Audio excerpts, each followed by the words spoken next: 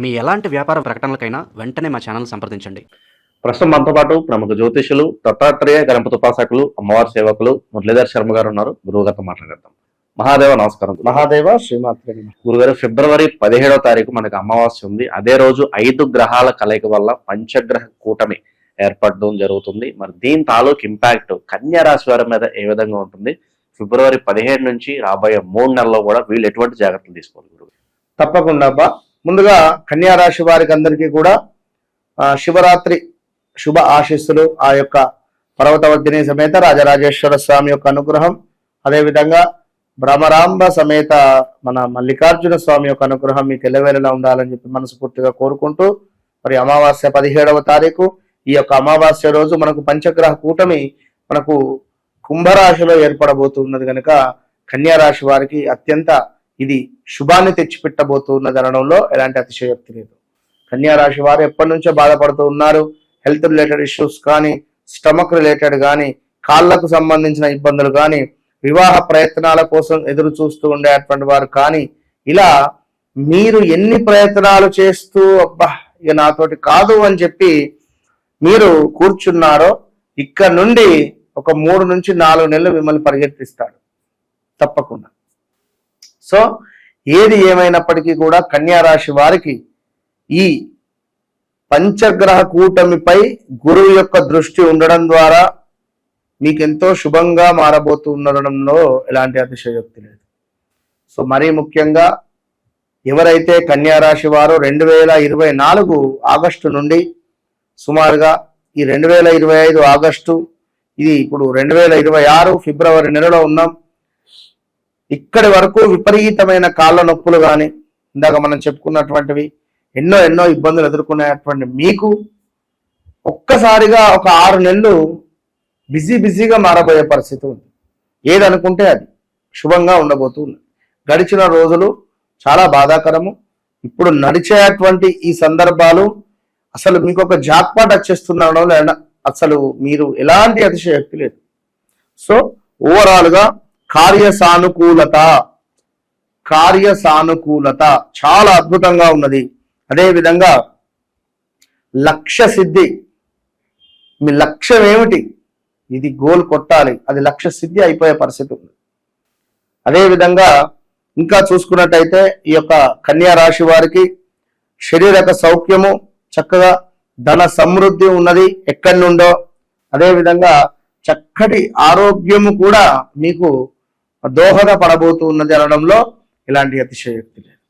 అదేవిధంగా ఎవరైతే ఇంకనూ కన్యా రాశి వారు ఉన్నారో మంచి పుణ్యము మూటగట్టుకునేటువంటి పరిస్థితులు, కీర్తి, ఆరోగ్యము, ధనాదాయము, స్త్రీ మూలక ఒక ప్లస్ అంటే వివాహం కోసం ఎదురు చూస్తూ ఉండేటువంటి వారికి వివాహానికి సంబంధించినటువంటి రావడాలు, గృహమునందు శుభకార్యాలు చేసుకునేటువంటి పరిస్థితులు, అదేవిధంగా స్వస్థల నివాస ప్రాప్తి అంటే మీరు ఏదైతే మా సొంతింటికి వెళ్ళాలి అని కానీ, నేను ఒక గృహం నిర్మించుకోవాలి అని కానీ, సొంత ఊరిలో మాకు ఒక పేరు ప్రఖ్యాతలు అనేటువంటిది కానీ, ఇలా ఏవైతే ఉన్నావో ఇవి మీకు అత్యంత అద్భుతంగా ఉండబోతుండడంలో ఎలాంటి అతిశయోక్తి లేదు. కానీ ఒక్కటే మైనస్, మీ వ్యక్తిగత జాతక రీత్యా ఒకవేళ ఇన్ కేస్ బుధుడు గనుక మీకు కంఫర్ట్ జోన్లో లేకుంటే, మీకు గనుక బుధుడు ఒకవేళ మీనంలో కానీ లేదా శుక్రుడు గనుక మీకు లగ్నంలో కానీ ఉంటే, లేదా మీకు శుక్రుడు మీనరాశిలో కానీ కన్యా రాశిలో కానీ ఉన్నట్టయితే చాలా డేంజర్ జోన్ ఉంటుంది.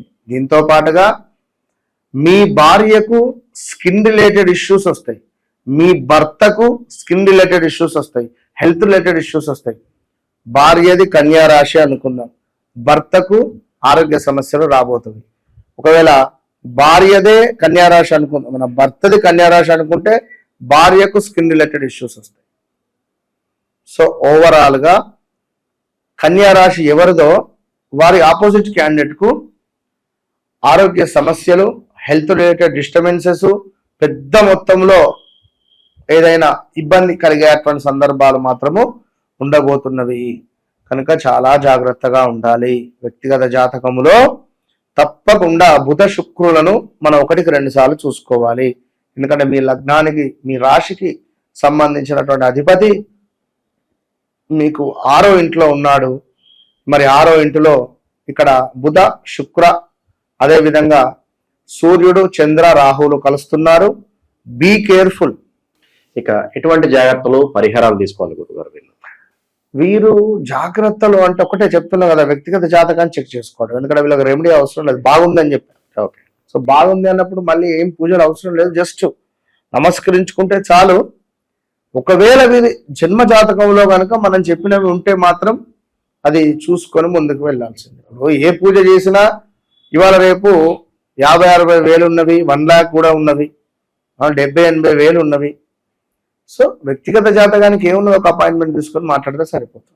గత కొన్ని రోజుల నుండి కూడా మీరు చూపించే ప్రేమ, ఆప్యాయత ఎంతో మందితో మాట్లాడడం జరుగుతున్నది.